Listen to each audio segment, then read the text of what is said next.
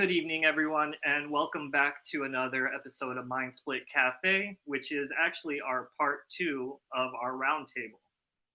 So, again, we have Kim and Jess with us, and we also have two more guests. We have Crystal and Dr. D. You guys want to introduce yourselves real quick and give us a little lay of the land of your practice and what you specialize in? Sure. I do have a full-time job with a managed care organization.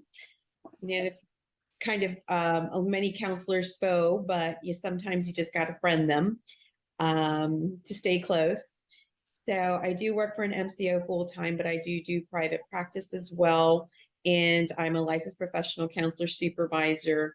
I also have my PhD in counselor education. So I do teach for UTRGV's Masters in Counseling program, a little bit part-time. So that's a little bit of what I do. I'm a strong activist for the LGBTQ population as well as women's rights. Fantastic. I love it, Dr. D. Glad to have Welcome you to the on. show. Oh, and before we introduce Crystal, what is your guilty pleasure song, Dr. D? Yes, it'll have to be a Swiftie song.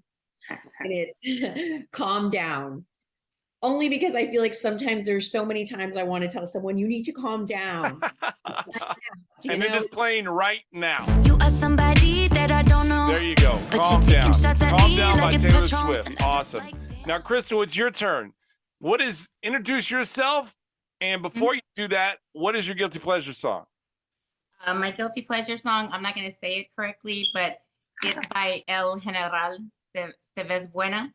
Takes me back to high school when we used to party in Mexico with the Alaskans, Czar Bar. And it's playing right now. Mami, quiero que sepas que tú te ves buena. Okay. Y no he visto ninguna That's mujer. Crystal's guilty pleasure song. And now introduce yourself. Tell us why you're here. I'm here because I love Jessica and she We all invited do. me. We all She's do, yeah. absolutely We all do. awesome. Also, surrounded by all this orange, I have to say that I am an Aggie and I am class of 00. Whoop. So I'm the only Aggie here. And I work in private practice. Mainly, I love working with teens, especially at-risk teens. And I also work with the adult population. I deal with LGBTQIA issues. I deal a lot with trauma. I am right now working on my dissertation for my doctorate in community care counseling and traumatology. So yeah. Congratulations. Congratulations. Thank you so Best of much. I luck to you. appreciate That's that. amazing. That is awesome. Yes, Congratulations. And welcome to the show, Crystal. We are so fortunate to have all of you ladies here. And so Murph, you are the glue. Obviously, everybody loves you, and they're here because of you, not because of Chris and myself. So, This is you, Jess. so I just have to say thank you, Murph, for everything that you've done. You've supported the show from the beginning, and we can't thank you enough for it. So thank you. Absolutely. Thank you so much. You got us a power squad here tonight. Yeah. So last week, I don't know if you caught the episode, but last week we were talking about intrinsic thoughts, right? And we kind of had to stop abruptly because we ran out of time. But we were fortunate enough that everybody got to come back and we're all wearing the same clothes.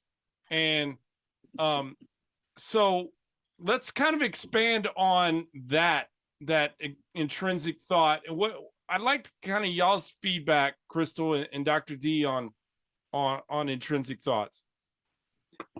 It's intrusive. Intrusive. That's why I'm the dummy on the show. So Do you want to go first, Dr. D, or? Okay, all right. So I do deal a lot with that, obviously, with trauma. You know, a lot of what happens comes back in like flashbacks or nightmares for a lot of my clients. So one of the things, I'm trained in EMDR, and that's eye movement desensitization reprocessing. And so one of the great tools for EMDR is using what's called a container. For a lot of my clients, sometimes these thoughts, they occur at any time, I think like was discussed last week on the podcast. So it could be at work, it could be at school, it could be when you're out on a date or you're driving. So with this container exercise, what I have my clients do is I have them visualize and construct a container. And it can literally look like anything, be anything, but it has to have three main characteristics, right? It has to be strong, so that whatever you put in, however heavy or ugly that thought is, whatever you put in will stay in there to hold it. It has to have a two-way system. You can put it in there, put it away for the moment until you can go and look at it later and examine it, right? And then it also has to be comfortable so that whatever we put in doesn't seep back out. And in this way, my clients are empowered to try and take control of these thoughts, put them away for a minute, put it in their container, and they name it. You know, you can name it, I don't know, Pablo or the bullshit jar or whatever you want to call it, you know, and you lock it away in there Felicia. until you're ready to, yeah, until you're ready to journal about it or bring it to session and we'll talk about it. These thoughts occur for a lot of different reasons. It's good to have a lot of different tools, and I find that a lot of my clients like using this one. Yeah, that sounds interesting. I like that concept. Matt, what do you think about it? I think I would actually like to see that be done. Yeah, I like it. I like it as well. I actually went to go see a therapist a couple of months ago, and she Not Jessica? Yeah, I was no, gonna I live in California. I live in California, so but she suggested that I have a ritual, and this ritual I took like I took this bag, and she was like, go and take a hike and fill up this bag with heavy rocks while you're taking your hike, right? And that kind of signifies the weight that you're carrying, the burden, right? So you're carrying this, and you got to go on she said like a mile, 2 mile, and go out in the middle of nowhere, right? And then take like a little shovel or something, and this weight and these little trinkets or artifact, I like, you know, things that kind of help me associate with that trauma, put it all in the bag, dig a hole, have a moment, like a burial moment, and bury it in the ground, and say your piece. And then when you bury it, walk away and don't look back, because you just buried that trauma there. And that's it. And you know what? Honestly, since that day, it was a couple of weeks ago, I haven't even really even thought about that trauma or that stress or that, you know, that event at that time period in my life. And I feel a whole lot better. And I slept so well that night. I remember I woke up and I was like, wow, I need to go out and bury more shit, you know? So like, but yeah, no, I wanted to share. I did that, and it felt really good. It felt really good. Similar to the container similar that Crystal was going over. Similar. Yeah. Similar. What about you, Dr. D? What do you have to say on this one? Well, kind of based on last week's, I remember Jessica calling her intrusive thoughts Felicia. And then, you know, you're talking about also the rocks. And really this is just externalizing those intrusive thoughts and making them separate from you. So they are not necessarily me. It's not really me. It's those thoughts. And because they're outside of me, I can get rid of them. I can release them, and they do not have to become a part of me. So that's a really good way to minimize those intrusive thoughts. Another one is that thought stopping. I think Kim talked about that as well. When that thought does come up, and we said everyone has intrusive thoughts at some point. You know, it's just kind of part of our daily life. However, when it starts to interfere with the way that you do things, and it starts to cripple you, give you guilt, give you anxiety, that's when it starts to become a problem.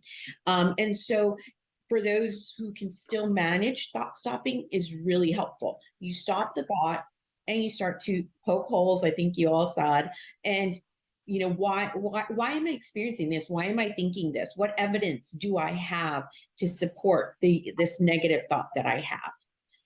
And maybe you have experienced it before, and that's why, like cheating. And so you're not really confident in the relationship. Okay, but has this person demonstrated, any signs of this to me? Let's bring it to the present as opposed to staying in the past. Yeah. Like that. So it kind of seems like you guys all have the same sort of concept when it comes to dealing with these intrusive thoughts. And I really liked what you said, Dr. D, about not letting it affect the way you handle your business or you go through about your day. And I love that because I know that one of my sayings that I go by is, and I'm sure a lot of people do, if you can't immediately control the situation or the issue, why are you going to stress over it? Put it aside and work on things that you can control. Is that kind of the same concept? Absolutely. And that's part of the self-care aspect of that as well. Find something that is going to feed you, that is going to help distract you, that is going to help put those thoughts somewhere else. Find your own peace, your own happiness. If that's, gardening, if that's, going out and watching a movie, whatever it is, so that you're not so focused on why are they not calling me back? I must have done something wrong. No, go do something for yourself. Feed your soul, feed yourself, self-care. I don't think you can ever overdo self-care. I love it. Yeah. How about, That's a great point about that, about self-care. I always tell a lot of my clients, if you're not taking care of yourself, if you're not doing the basics, meaning sleeping, eating, and drinking water, if you're not feeding your brain, you cannot expect it to work in the way that you want.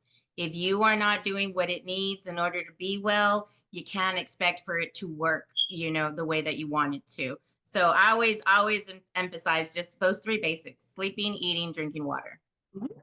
That's fantastic. I like that, yeah. What do you think, Murph? What do you think, Murph? I think, yeah, because sometimes it doesn't really help to unpack all of those things right then and there. And if I think a lot of people, myself included, everyone probably doesn't think to say, what am I really needing right now in this moment? Like if you're having these intrusive thoughts, like, have you stopped to consider what your stress level is in that moment? How much sleep you got the night before? Did I drink water today? Did I eat? If you stop and for me, I like to do breath work, like stop and breathe, maybe listen to some music, and then I try to look within myself and say, what am I missing? And sometimes what I'm missing is fun.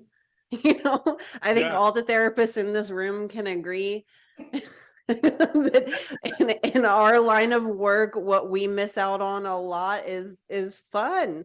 And so I go and try to find ways to make that happen, whether it be calling up Crystal to have chips and drinks with me, or if it's playing with my dogs outside, or just doing something like that. Because when you make the intrusive thoughts your world, you may sit there thinking about them, ruminating over them for hours, when you could have been spending that time doing something else. I've always been amazed how you guys don't internalize what you hear from your clients, but we do. right? Your patients. We I don't know how you.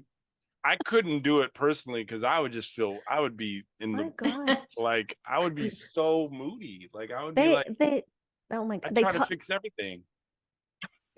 Go ahead, Kim. I'm sorry. Oh, no, I apologize. I think I interrupted you. I was just saying that when I was in school, they taught us that you can't take your work home, but like, don't we? I find that you've got to be inhuman to not think about the people you've worked with and the stories that they tell you. How can you not? You just have to work on refocusing, taking care of yourself. I wanted to add something though. I love the idea of metaphors, love bringing creativity into counseling. I love the box stuff, and I've had folks put like bricks in backpacks too, and Mhm. to symbolize stuff.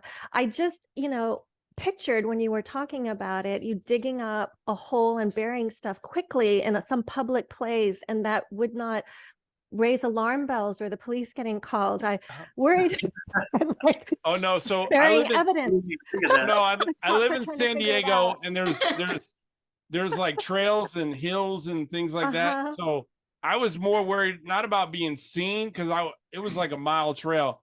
I was more worried about coyotes, right? And so like that was what I was worried about. But I was out in the middle of nowhere, and it was along like bike trails and like hiking trails that I took a walk.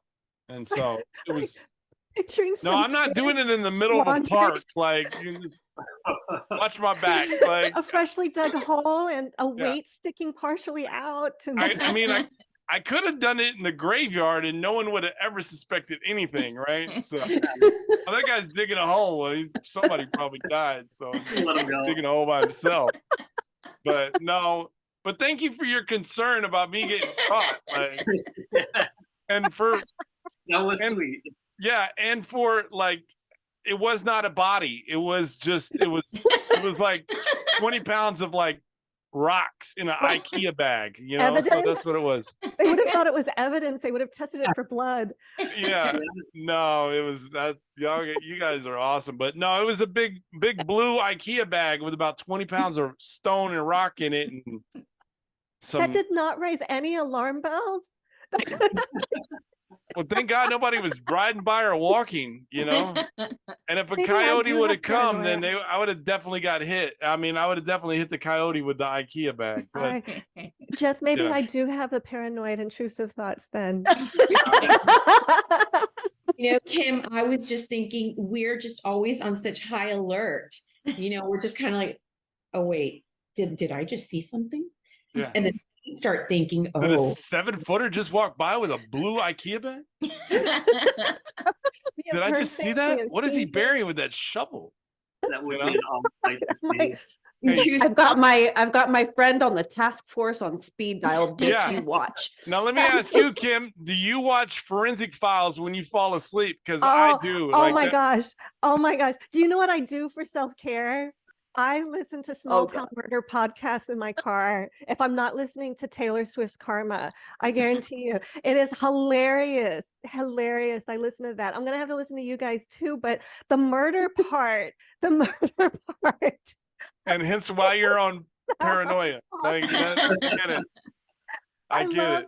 I love it. I have watched every episode of Forensic Files, every single episode of Unsolved Mysteries. Yep. You got it. Dateline NBC, it's usually the husband, right? So Yes. I've also learned that you should bury the body upright. Put an endangered plant on That's top. that is a Mind Split Cafe first right there, ladies and gentlemen. Like, bury the body upright. If Right. you were going to do that, which you shouldn't, it's wrong. It is wrong on a number of levels. You shouldn't do that, but Intrusive thoughts will coming if you do something like that, for sure. Everyone, you just witnessed intrusive thoughts happening live on this podcast. Yeah, that's a pretty deep hole. Like, if you got to bury the body that way, That I I gotta would bury be you too that way. that's a tired. couple IKEA bags right there. how So, many times have you seen a Forensic Files where they said, and then it looked like they had a slat in their backyard, a concrete slat that they just put in that was strangely the size of, of a 6 human feet body, yeah. by Yeah. 3 feet. I've Yeah. actually heard that. That's Yeah. not suspicious at all. So No. it should just be a foot and a foot, just Yeah. long-wise. Exactly. You would Put a plant on top of it. you would get away with it, Kim. That's Thanks. awesome. That's impressive. on that. Mhm. I love the way you think. That's awesome. You're welcome. Not that I'm out there killing people, but No, it's wrong. I'm burying It's wrong. rocks and negative thoughts and Yeah. feelings out with the IKEA bag out in the middle of San Killing Diego. people are so- wrong. It's wrong. So Never do it. when I told you guys that these three ladies were some of my favorite people in the I get it RGV, and now you get it, right? I get it now. And you guys love are it. always welcome back, so you're always You may welcome. regret that. No, no, you guys are welcome. We love Yeah, it. This is the anytime. best energy. Chris doesn't give off this energy when I'm on the show with him usually. So you guys are awesome. Yeah, was that just like, did you cut me down right there? No. I'm I'm just gonna have I'm messing with intrusive you. thoughts But tonight. but like the energy that these four ladies are bringing to this roundtable is something that I think that you and I kind of had in mind when we decided we were going to do this, So Yeah, maybe no, the this energy 1 is foot by unmatched. 1 foot hole where you bury a body, but I'm just saying like it was the energy, Yeah, I love it. I'm so glad that you guys came on to do this. The energy is just unmatched. Yeah. I love Thank it. you for having us. Of It course. just gave me flashbacks of episode 3. I think you just got gaslit, Chris. Yeah. Damn. Damn. Yeah. No, Dang, it's all man. good. It is all good. So ladies, how can I word this? What are some of the things that we kind of mentioned that you kind of take your work home with you, even though you're told kind of not to or whatever? What are, besides self-care, what are something else that you can do and water? Like what else is there to do to kind of help you? Because you're sitting here consuming all this, how do you deal with it? Okay, so I'm just gonna kind of piggy off of Kim over here. I really like serial killers and learning about them. And so my friends bought me a serial killer coloring book. Oh my for God, I got that Christmas. too. Oh, did you get it? Oh my God, I love it. And it comes with the encyclopedia too. Oh my God. So I get to color and learn about the serial killers. Coloring, mindfulness, right? It's great. Yeah. So I like to color in my serial killer coloring book. I don't I doubt that, learned so Crystal. much. This episode just took a whole nother turn, but in a serial killer coloring book, and if you've seen episodes, I'm kind of the dummy of the show, so I ask the dumb, normal guy questions. But if you got a serial killer coloring book, don't you just color it in red? Oh, I make it pretty. I use all my colors and Yeah. glitter I mean, colors it's- and markers. Yeah. And I learn. And you can be creative and put rainbows and suns. Like and the John Wayne flowers Gacy, all with his over. Oh, the clown clown outfit and Yeah. stuff. I get to be real Oh, colorful. I didn't with do that one. No, I'm not doing that one. You need to watch Killer Clowns from Outer Space. Best Oh. campy horror film ever. I love. It's supposed to come out with a I part tried. 2. I'm excited. We were watching Kim, you're so lucky I don't work with you. God, I would prank you so You hard. would. Yeah. And I would prank you right back, girl. I can imagine you guys working in the same office, being therapists. That would be interesting. passing around coloring books like, hey, I got that page. Like, I got that killer. I want to color that killer. Leave that killer alone. I'm coloring that killer. We would make PowerPoint presentations on those killers individually. yeah. for our Yeah, staff. we would. Nobody touched the Gigolo Beach Killer. That's mine. Mine. That's mine. That's what I call it. I know it's like Giglo or something. My wife's into serial killers too. So, and she's alive. So she's alive, right? So, Not in the but blue. Fit in an IKEA she's not bag. in the blue IKEA bag. No, I promise. I promise. I considered myself fun until right now. I am so lame. What? You Wow. have Out with you all more. Awesome They too. think everyone You're here is a awesome blast, too. that's for sure. I considered myself fun until I met you ladies. Like, you guys are a riot. I mean, I You like guys to are a riot. Like, go oh my out. gosh. But Yeah. man, Well, Dr. D, since you're on my screen right now, what do you do to keep the work out of the home, or at least the trauma that you hear about? I enjoy being in the community.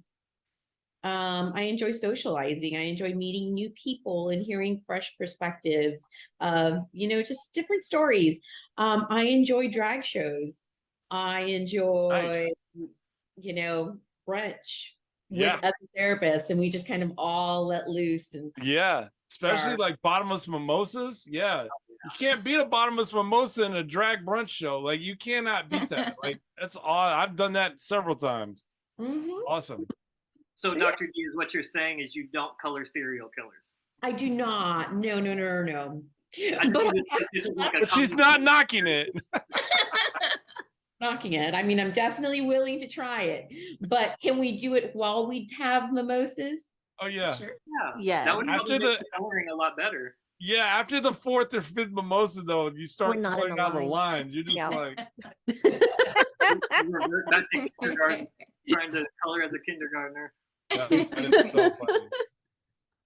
That is so funny. Well, ladies, thank you so much. You guys have been absolutely the best episode that we've had. And you are all welcome back at any time you want to come back and just kind of talk serial killers or intrinsic or intrusive or whatever kind of thought it is. You're more than welcome to come back. We could talk drag brunch and mimosas and coping mechanisms. And Kim, you're welcome back anytime with your 1 foot by 1 foot, 6 foot hole. Okay. So Yes, I think we need to do another round table with all 4 of you ladies on here. oh yeah, for sure. You're welcome back anytime. There's probably going to be a lot of questions from the viewers. Oh, yeah. We're going to so we can get them answered. Yeah, we're gonna get all the questions from just this episode. Like, what were you guys thinking? Like, where do you get this book? Like, all this stuff. I would like So- to add that I We respect. can put it on our website for the listeners. Go ahead, Kim. Okay. I'm just saying I would like to add that I respect Taylor Swift and I enjoy her music. Please don't Yes, email thank me. you for not getting us canceled. Like, I appreciate it. Yeah. Yes, All hail Taylor. awesome. She's All hell awesome. Taylor. Yes. We're all Swifties, kinda. Yeah, I get it. So Even if we're closeted Swifties, we are. I yes. plead the fifth. Yeah, I'm not answering that. Yeah. Crystal, I have a question for you. Do you eat Whataburger, or like is it tough for you to go into a fully orange restaurant like Whataburger if you're an Aggie? Well, in College Station, the Whataburger there is maroon. I know. I've been there and it was It's tough. pretty It was tough for me. It was, Whataburger is the only orange I find acceptable. Okay. That's it. No other orange. What about I you? can't. I cannot. RGB? Hmm? Is it UTRGB orange? That's not my school. yeah. That's just her jam. That's where she does her thing. So yeah. Listen. She's Yes. maroon all the way. Yeah. Maroon Maggie, all the I way. saw her email. I knew it before she even got on. It's in my email. Yeah. No, I was And I'm thinking real about into you. the Aggie clubs down here and stuff. Nice. So I'm big Aggie. Well, you guys are welcome back anytime. And thank you for joining us this week for another episode of Mind Split Cafe. Until then, we're signing off. Chris, you got anything last thing to say? No, I just want to say thank you for joining us. I would love to have all 4 of you back on another roundtable very soon. We'll get some more questions for you guys to answer. And thank you to the listeners, as always. We couldn't be doing it without you guys. Take care. Part 3 coming soon. We're going to change clothes, though, I promise. All right. Take care, guys. Baby.